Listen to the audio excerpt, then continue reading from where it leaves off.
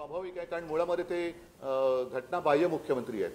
त्यांच्या आखलीचं दिवाळखोरपणाबद्दल मी काही बोलणार नाहीये, परंतु ज्याप्रमाणे त्यांनी निवडणूक डोळ्यासमोर ठेवून, आता तर मी स्पष्टच बोलतो, निवडणूक डोळ्यासमोर ठेवून जनतेचा पैसा वापरून, म्हणजे जनतेचाच पैसा जनतेवरती खिरापत वाटल्यासारखा वाटण्यासाठी म्हणून जी योजना आणली, तशी ही योजना नव्हती. हे दुष्कृत्य आहे, ही विकृती आहे, आणि त्याच्यात राजकारण आणणं हे जर का या घटनाबाह्य मुख्यमंत्र्यांना वाटत असेल तर ते सुद्धा विकृत आहेत, विकृत मानसिकतेचे आहेत.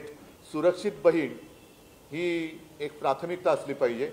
जर बहीण सुरक्षित असेल तर मग लाडकी बहीण वगैरे योजना आणता येतात.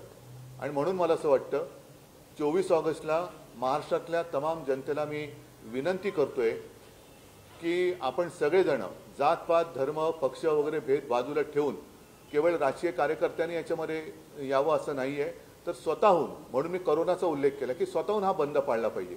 तर आपण सगळे एक होऊन या विकृतांना सुद्धा एक मनामध्ये दहशत आपण बसू शकतो. आणि त्यासाठीच ह्या उद्वेगाला आणि उद्रेकाला वाचा फोडण्यासाठी हा पर्वाचा बंद आहे. रत्नागिरी 24 न्यूज चॅनलला आताच सबस्क्राइब करा आणि शेअर करायला विसरू नका.